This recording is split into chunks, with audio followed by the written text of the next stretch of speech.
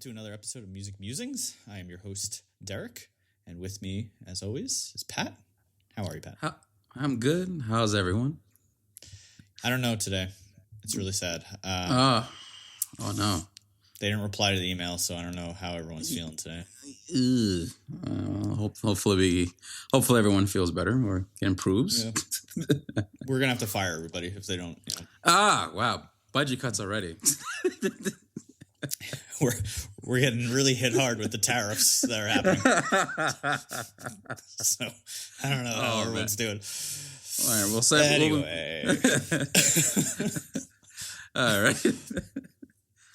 All right. So today we are jumping into a topic of lyrics, songwriting, comparing what are good lyrics versus what are maybe not so good lyrics. And I don't know if that's the right vocabulary, good, bad, but maybe just complex for simple. Yeah. Right? That's what we're going for? Yes, exactly. We're going to discuss what's complex, what is good lyrics, what is the difference, and obviously what does it affect the song? Does music need complex lyrics? Does it need good lyrics? Like, we're going to discuss in terms of song structure, its value. And personally, I always valued music, lyrics, like whether it's hip hop, soul, R&B, funk, rock. Like, I think most of us kind of hone in on listening to what the writer or the singer was intending for that song.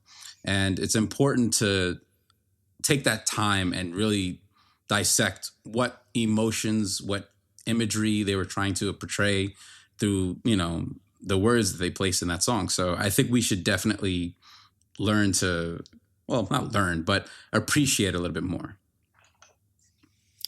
Yeah, and that's a great point. I think a lot of music out there, and I know we just came off of our 3-part series all about pop music, and we talked a little bit about lyrics, but I think a lot of the great songwriters out there, lyrics have a tremendous effect on the song, its meaning, and the connection that song brings to its audience.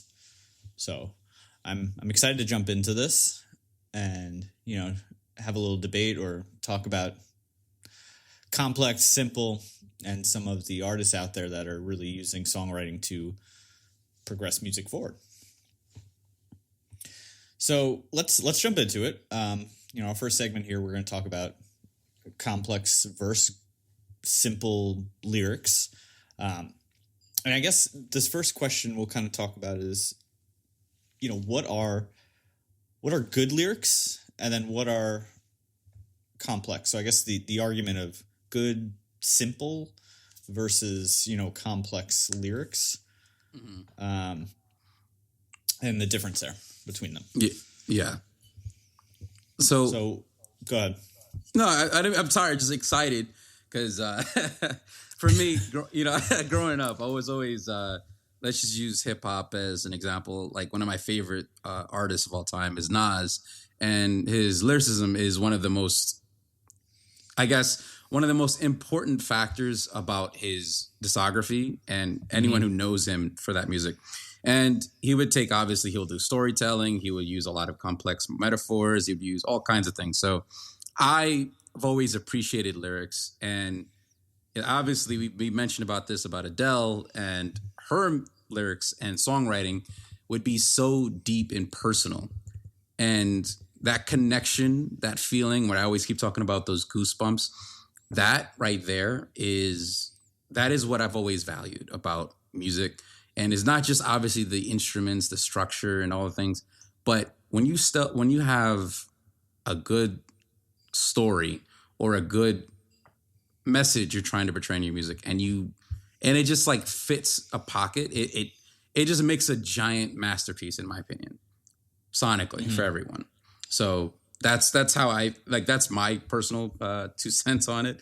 But I just want people to understand, like, when people write songs, sometimes it's obviously there's some artists who obviously write their own lyrics, but then you have people that might have a team behind them, and then it's like constructed with even much more I guess, depth and love or care, or if you want to use that. Yeah, and I think something with Nas, and I wasn't the biggest listener of Nas, but I listened to a few of his tracks, albums. But something I always remember about his style was that he would speak directly to the listener, like in his storytelling and his poetic writing. It was almost like he was just talking to whoever he's listening to his music. And I think that comes out a lot just in his the way he is telling his story in his song, right?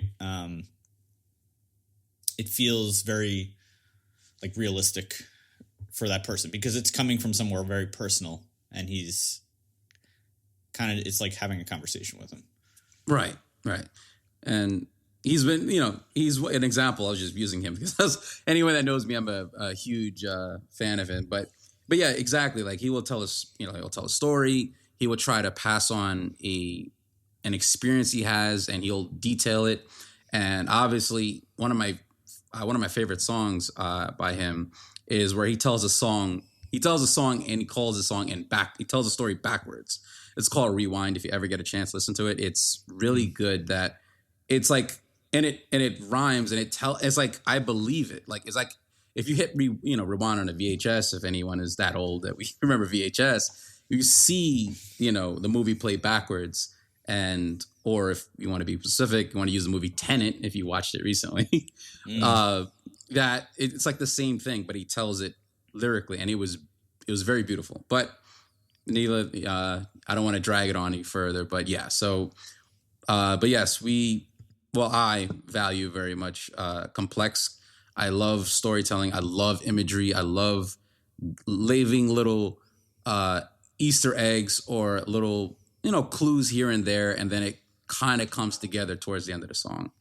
For me, I appreciate that in a songwriter. I appreciate that in an experience listening to a track or an album personally. And I kind of like that. I mean, I think, and again, this is something I remember, not to go back to him. I know we're trying to get off. But like Nas, I think he was very clever in his wordplay, right? And like how he would tell like a secret message almost, and you'd have to kind of decipher it. It made the audience, like you had to really think about it and like listen to the song multiple times to really understand what he's trying to say. Which I guess, that's a part of complex lyrics. It's not always so black and white. There might be a deeper meaning. There might be wordplay. There might be some rhyme scheme or just puns, whatever it is that you have to go back a few times and listen to the song and to really understand and grasp what this artist is trying to tell you. Right. Exactly. If they are trying to tell you anything. Yeah. Because that can also be a thing.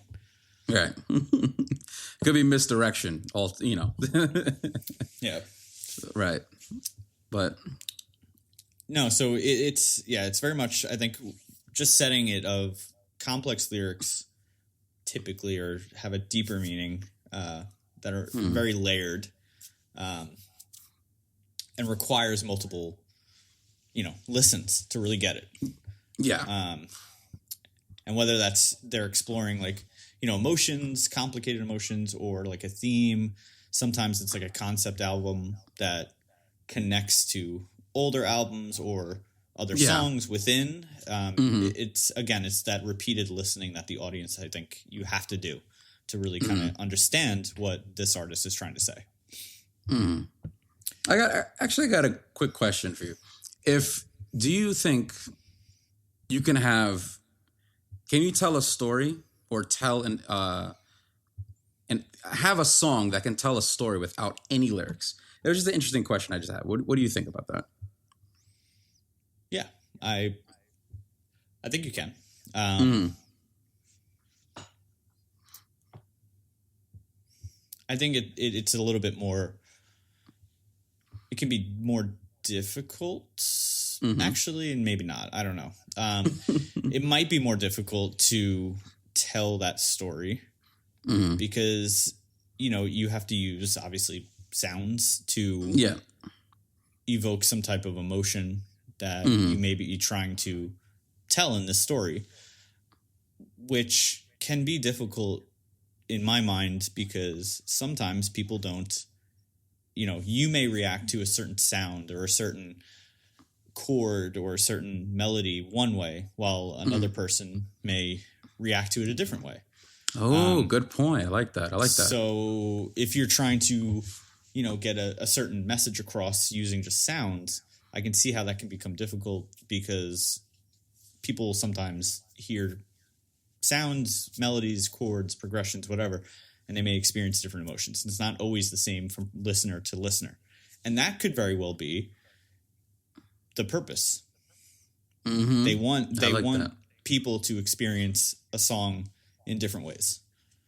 That's a good point. I like that. Leaving it up to the listener to decide their experience with the song. I like that. That's very good. Good point. That's a 5 times college. Shout out to 5 Oh man. Yeah. So, Professor Mimit. Anyway, no, I think so. But that is a good point, right? I mean, and there's plenty of music out there that requires no lyrics, words, and there are composers out there who masterfully, is that a word? I don't know if that is. I believe so. We're going to say it is. You're good. We're going to say it is. For the sake of the episode, yes. 5 times college. Oh man. Who can actually get the target feeling they want to come across. Yeah. And I think that is really tricky. And some of the composers I'm thinking of, right, I'm thinking of the movie Inception. I was thinking that. Oh man. There we go. All right. Sorry. I mean, like that movie in itself, that soundtrack was unreal because the amount of emotion that who was it, Hans Zimmer, right, was able to pull out, and everyone felt the same way. And again, it was just he composed it a certain way and evoked a certain emotion.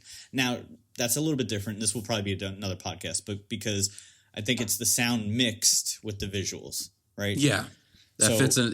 Yeah. It wasn't purely just audio. You're also getting the visual side of it, which assists in getting a certain emotion to come out. So yeah, and I think kind of bringing it all the way back to what we were saying, I think complicated lyrics, even words, can have its own, its own difficult challenges that because again, people can take certain words certain ways or certain rhyming melodies or rhyming schemes, melodies, harmonies, their own way. So it's a very difficult craft of, I want this emotion, this is how I'm going to do it. So, and I think that kind of goes into the point of complicated versus good / simple lyrics. And like, what's the difference there? Because I think there is a difference, right? If we're going to talk about simple lyrics, I don't know. What are your thoughts on simple lyrics, simple writing? I can, even if it's simple or complex, I'm perfectly fine with either, as long as I can feel and understand what the artist or the songwriter was trying to do. That's the most important factor for me. Like there's obviously, we talk about Adele and her music, and her lyrics may not be as complex, it can be, but there are certain songs that's not even as complex, but they hit the bullseye every single time because there's a personal feeling behind it. Like when whether she was writing or typing, you can feel the emotion. Like, okay, she poured thoughts into this song. And we can look into a song like Benson Boone, beautiful things, that is simple, but it hits the target. It's wonderful, and that's okay. Like, I like complex, I like imagery, I love clever wordplay, I love unique rhyming schemes, all that I do. But when you have a song that just has the right emotion as the engine, I think that's enough. I think more than enough. Like, you can have a well orchestrated track or a song or even an album if it's just has the right ingredients. And it doesn't need to be complex. Just like whether it's cooking, you don't need to have complex ingredients. But if you structure it just well enough with a right amount of like care and emotion and love, or whatever you want to use, that's it. You have a beautiful recipe. Now, here's a question that I just thought about.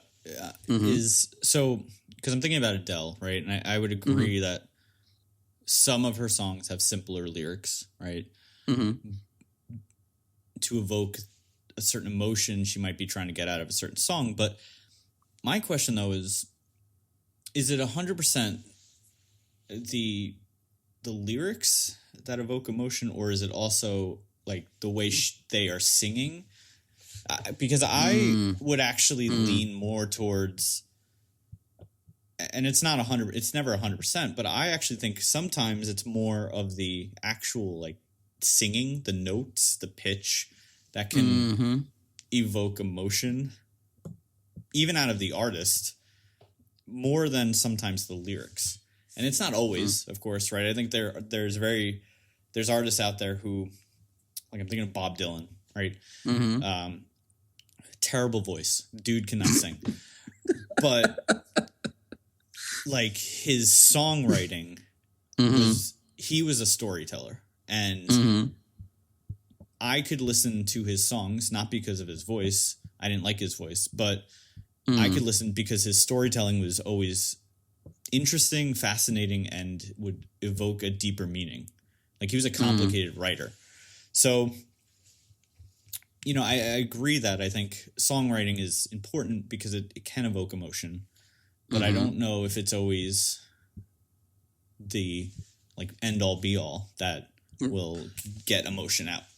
Right. And I agree with you that you might have I think it's a little bit of both. I think you're right. It's the lyrics, but the way the singer, I guess what you want to call it, cadence, or their spin on it, or whatever. Like, that's why, like, sometimes cover songs are so great. Like, it could be a simple singer that may not have the range or the ability, but if a singer who sings the same exact lyrics, but they apply their feel or their emotion or their soul into the singing, it takes it to a different level. So I kind of understand what you're saying, and I agree with you on that. You know, you can have like lyrics that are so simple, and that's, you know, another person that I would recommend is Bob Marley. You know, I grew up listening to, and one of my favorite songs is "This Love." It's the lyrics are simple, but yet the way he puts his soul into the lyrics, the way he puts his feeling, his energy into it, it becomes infectious, where I'm feeling the exact feeling the artist must be singing and feeling at the same time. So I get what you're saying. You might be right that, like, I don't know if it's the word cadence, but their ability to apply their uniqueness to the track or the song that gives it the human element. And I think I know what you mean. Yeah. And I think it's both. You need the actual performance, right? The singing, the harmony, the melody, whatever it is, your emotion you're putting into it. But also, I think the lyrics do play a part. And I was thinking, like, I think it's the purpose, right, of that song. That's the most important thing, or not the most important thing, but like, what are you trying to do? Because I think going to simple lyrics, you could just be, I'm going to write these lyrics because I want to make a bop and get on the top 10. 100, yeah, or to top 10. And not to say that you can't be in the top 10 with complex lyrics. We're going to go into that in a second. You can, absolutely. But I think it tends to be, or can be, easier if your lyrics are much more digestible to the mass I was thinking audience, the same thing. right? I agree. So, if I'm thinking about, K-pop Demon Hunters Golden, it's, Oh man, it's a very It's infectious. simple song Infectious. with very infectious. repeated, words, right? but it's a bop. It's a straight bop. And it's been it's been in the top 10 now for I think almost 14, 15 weeks. What? Yeah. Global. Yeah. Oh man. So Shout out to that team. And EJ? That's- EJ is the one who wrote it. and that's impressive. And we did talk about how the artists today, it doesn't matter what country you're from or your background, but even if it's in a different language, which obviously the Golden is a combination of English and Korean, but even if it's in a different language, I think the person understands or the listener understands the feeling, and it does. And geez, now I'm thinking about Golden. Great, I got those goosebumps thinking about it. Great, Just gets in there. Man. Just gets in there. Yeah. Oh, sorry, I was delaying because I was thinking about it. Oh, great. Now it's in my head. Sorry, guys. But yeah, and not to say again, simple lyrics. It's not a good or bad thing. I think it's just the purpose of that song. Because let's look at some of the today's concepts or lyrics, right? Because you brought them up, Right. Benson Boone, Beautiful Things. What was this? So I'll just read. I think this is a verse you have in there, right? Yeah, that's correct. So I'm just going to read this verse here. Just for a while there, it was rough, but lately I've been doing better than the last 4 cold Decembers I recall. And I see my family every month. I found a girl my parents love. She'll come and stay the night, and I think I might have it all.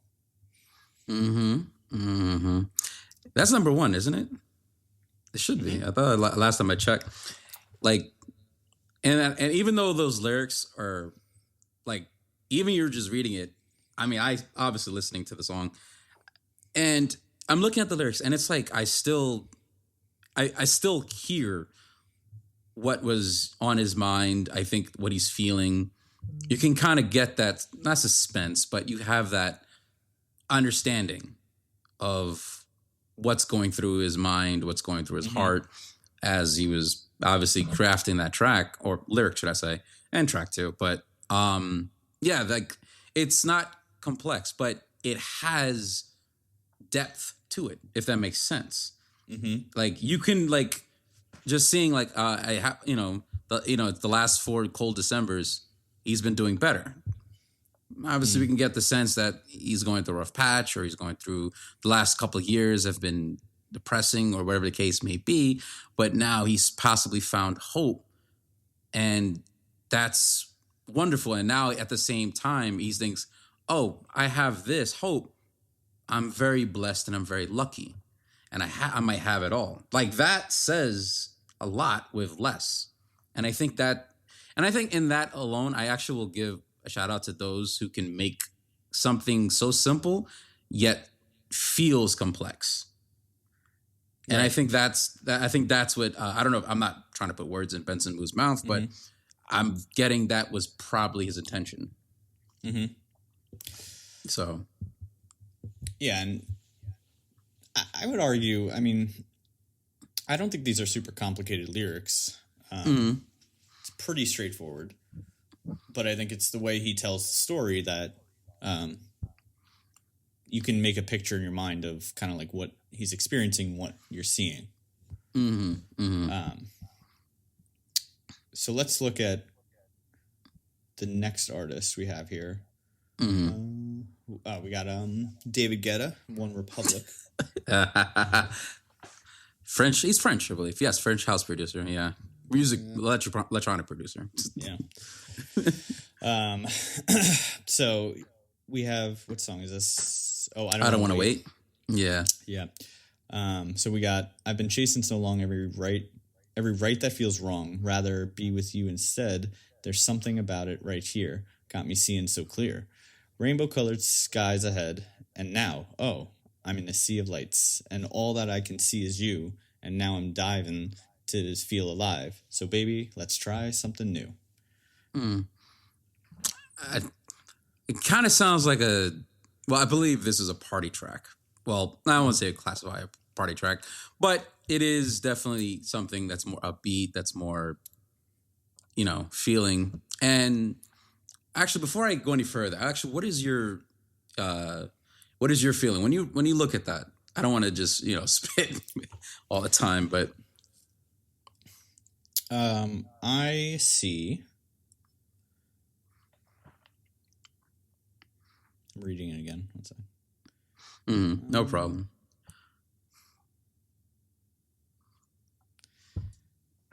I think it's, I see myself and a significant other like somewhere, kind of seeing like a club. Yeah, yeah. And just kind of dancing around in the club. That's the general vibe I'm getting from that one. Why? What do you see when you hear this one? I'm getting the sense of like new love, if that makes sense. Okay. Maybe am I? Yeah. Maybe that's my interpretation of it. Is like the euphoric experience of like, when you're just falling in love or developing affection. I want to put word love in the category, but I think that's what I'm getting is like this whole sense of like endorphins rushing and you're excited to, start something different with a significant other or just a person that you're interested in. I don't know. But that's what I'm getting the sense of is like that new experience, all those butterflies. That's what I'm understanding. Maybe that's my interpretation of it. And it's good. It's good for a radio club track. Yeah, I mean, that's... And again, I don't even think these lyrics are that much more complex simpler than Beautiful Things. I agree. So... Yeah, I get it. I agree with you. That it doesn't need to, especially club or... Okay, I got a unique question. Is the formula best to have a simpler or simple lyrics for a radio single / club track? Is that in best interest of the artist?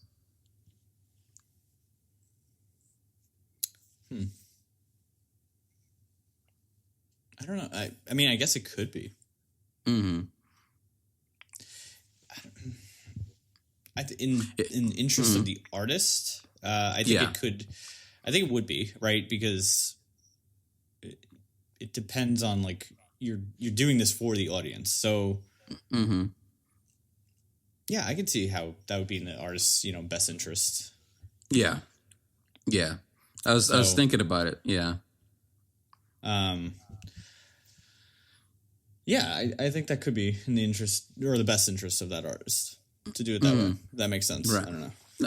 Yeah, I think so. I was thinking about it. Like normally you don't radio friendly singles or tracks that are on the like played in a club. There usually tries to be simple. Obviously, everybody's just trying to tap their foot or dance or 1-2 step, etc. So I get it. I think that might be in the best interest. I guess nobody wants to pull out a thesaurus on the dance floor and be like, what did that mean? Like they have to look it up. Like what are you talking about? Yeah, I get it. No, I get that. But I was just curious. I just had a random thought. No, but I guess it depends. Like if you want to be, I need to tell this story, and how I'm going to do that is, through using these lyrics that have a double meaning or deeper meaning. Yeah, I'm going to do that, and that's whatever. If my audience doesn't like it or if they don't understand it, then they're going to go, and the people who really do like it, they'll stick around. Right. But of course, that's going to affect um, your size of your audience if they're into that. You know what I mean? Yeah. That's true. That's true. I agree with you on that. All right. Mind if I take a crack at the next song? I don't know if I can do it justice, but I'll try. Please go ahead. All right. So we got Back to Friends by Somber. All right. I'm going to try my best to not screw this up. It was last December. You were laying on my chest. I still remember. I was scared to take a breath. Didn't want you to move your head. How can we go back to being friends when we just shared a bed? How can you look at me and pretend I'm someone you never met? I feel that it. Okay. Would you classify these as complex or simple? Let's start there. I think it's complex. Oof, that's interesting. Take okay, go for it. I think it's complex because of the meaning behind some of the words. Like I think there's an emotion behind these words that at face value seem simple, but there's other emotions behind it, and I think he's trying to get a message across without saying it explicitly. Mm-hmm. That's I my agree with you. interpretation. I agree with that. I'd sense a lot of regret. Yeah. I found it. I liked like the line "I still remember" is very intentional because it sets up that verse where the next part is, I was scared to take a breath, didn't want you to move your head. How can we go back to being friends? Like that connection of I still remember is already putting in your brain like, oh, something happened. You know what I mean? And without him explicitly saying like, oh, we got into a fight. We broke up. It's over. Yeah. I agree with you. It as I was reading it, like I said, and this is something that obviously I could feel what the artist was saying. I can understand that he's letting the memories play in his head, and now he's conflicted with like reality. I guess that makes sense, if that makes sense at all. And Yeah. that was good. I like that. You're right. It did the lyric when he said I still remember, it did set up, and that was perfect. I like that. I also I just got into this artist, by the way. This is a side note. Yeah. I've listened to 2-3 tracks. I remember you told me. I was like, it's pretty good. It's pretty good. He's a good songwriter, I think, and a good writer and artist in general. So Yeah. I'm excited to keep listening to his bops, see what happens. Yeah. To his bops. Yeah. Why don't you do the next stars? You did fantastic. Sure. That was wonderful job. Fantastic. All right. Shout out. Thank you. I appreciate it. All right. The next song, No Seasons by Gene Dawson and SZA. Personal favorite. In the spring, you can't hear a thing. All the birds and the bees, nobody think. In the summertime, people off the brink. In California, we ain't got no seasons. It's all the same to me. Because in the heat, like to press repeat, every day is every day. I don't think I did that any justice. Maybe it's just because SZA, as you said before, SZA's experience and singing talent, it's I hold a special place for her music. Her music is fantastic, but with that, I got the sense of what it's like to live in California. Never been, never visited, but it gave a sense of what the California vibe is like. And I guess that spring feeling or the summer feeling, like what it's like to be a Californian. And I think I don't know if that's I said it right. Like that's what I'm getting the sense is like that pride of being from that state is what I'm getting from her.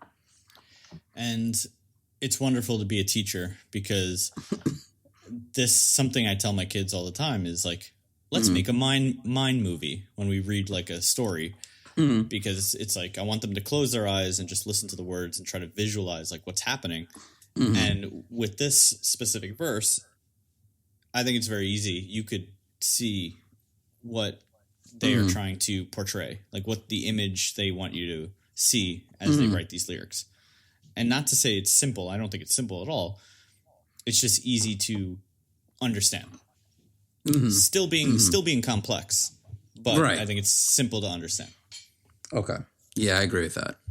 And like I said, like that, this is like that music. This, for me, obviously listening to this song and listening to SZA's music, but this song in particular, this gives me like sitting outside on the grass, relaxing, or cruising music with the windows down. That's that feeling of just like you're comfortable in the present. And that's, especially in the Californian perspective, that's what I was getting from this track. So no, it's very clever, very clever. But I think all of these, right? I think in their own way, they can all be. Maybe this is a topic too of like they can all be simple, written, but complex in meaning, which kind of puts it at like this in between of simple and complex. Oh, okay. Yeah, a little mixture of both. Yeah. So like it might appear simple, but there's something deeper behind it. Okay. And that's a perfect segue because I think we both, this particular duo, we both absolutely love their music. So what do you think about Daft Punk when they use lyrics here and there, but there's also, obviously they can have songs without it, songs with lyrics, or a song with minimal lyrics. Do you think, let's use the song like Daft Punk's One More Time. That, I think everybody knows that track, or at least you should. No offense. But like if you don't, what are you doing? Yeah, exactly. Like, I'm sorry. It's like, come on, man. Like, it's been 20 years. You have to. You have to hear it by now. But what do you think of, like, when you think about like their music, just using them example, like when they use minimal lyrics, do you think they can still hit the target of what they're trying to portray? Yes. I think they are masters of that craft of we're going to develop sounds and we're going to develop music and beats that will target a certain emotion. Because when I listen to One More Time, I see in my head, it's like the end of the world, but it's the greatest party in the world happening. Wow. That is an interesting take. I never thought about it like that.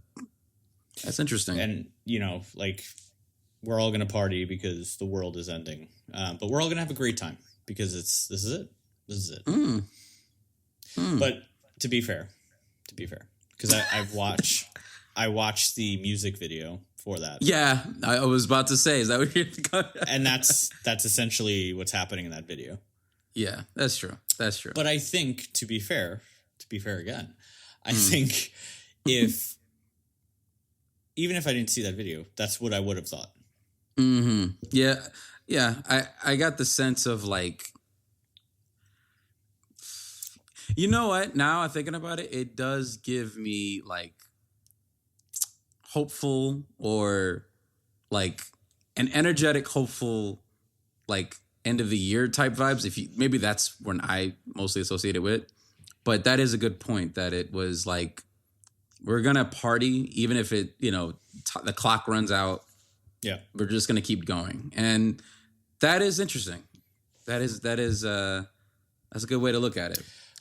Go on. And I think with them, because especially that track, like I'm thinking of the samples they took, right? Yeah. And I don't know if you showed me, or maybe I don't know. I just remember there's a video somewhere that shows how they actually made that song. And it's incredible how they took the samples and modified them in such a way to create a completely different song. But I think it evokes the emotion, like a good times, party, let's have fun, with the certain instrumentation they use, like the trumpets I'm hearing. Just the drum beat you have is very upbeat, up tempo. Yeah. It's a dance beat. And then the lyrics, again, is just that constant repetition of one more time, like we're going to do this one more time. This is it. Like we're going to have a party. here we go. It's the best Yeah. party ever. Yeah. Was all of that, I guess, is very intentional of what they're trying to evoke. Right. So, And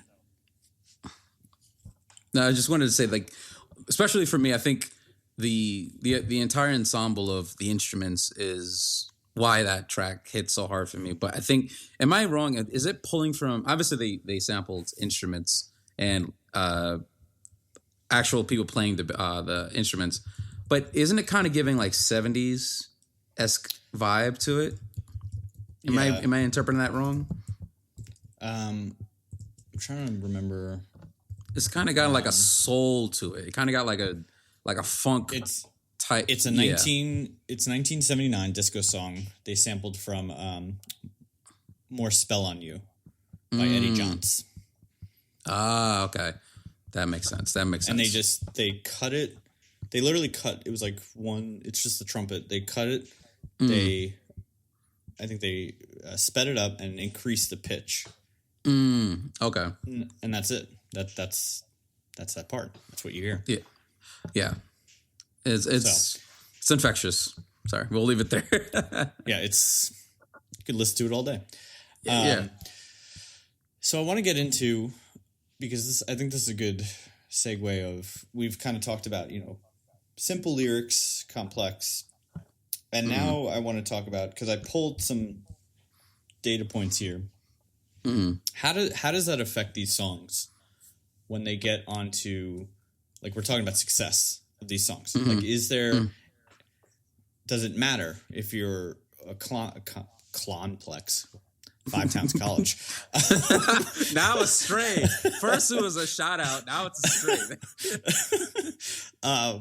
When we're talking about, which do better on the charts, right? Or do either? Do songs with complex lyrics, do they do better on, the top 100 versus simpler songs? So before I go into it, what is your thoughts? I think, like I said, I'm gonna remove my personal bias out of it. Obviously, I love complexity, but I think for a radio single club out with your friends type thing, I think it's best to go the simplicity route, and that's okay. And I think I can appreciate that. Like, but then obviously it can still be detailed with what you're doing lyrically. But I think being simple is in the best interest of.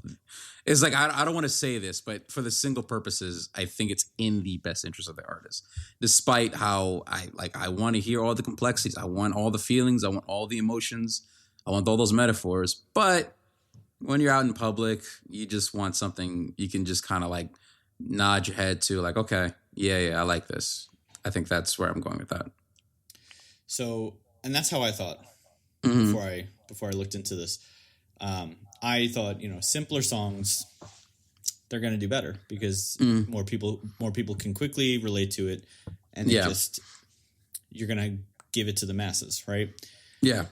So I looked at some of this data from the top 100 billboards of complex versus simple lyrics, right?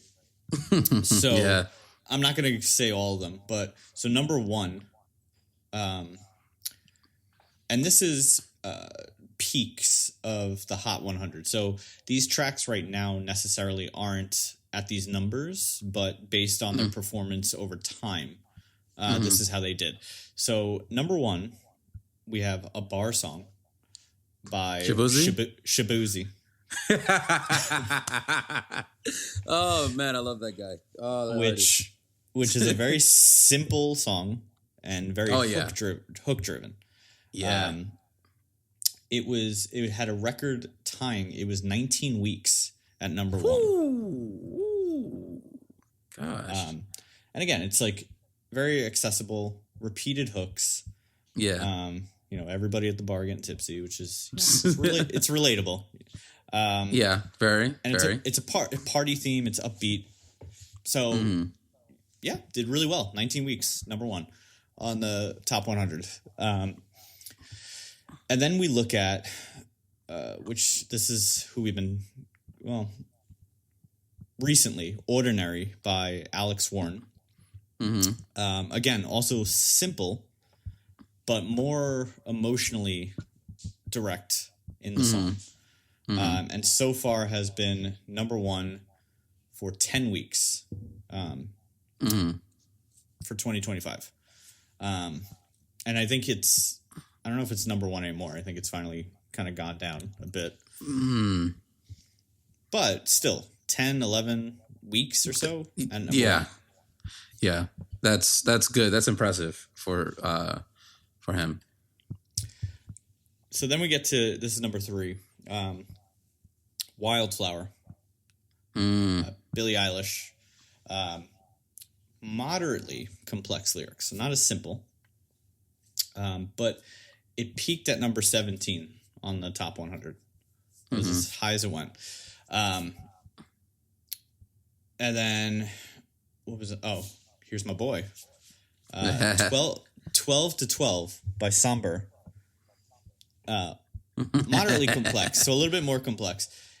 It peaked at 41, but I think it's going to go up. I think it's going to go up. You think so? All right. Well, we'll monitor this. It is. It really is. But all to say, right, like, we even have Beautiful Things, Benson Boone is on here, simple lyrics.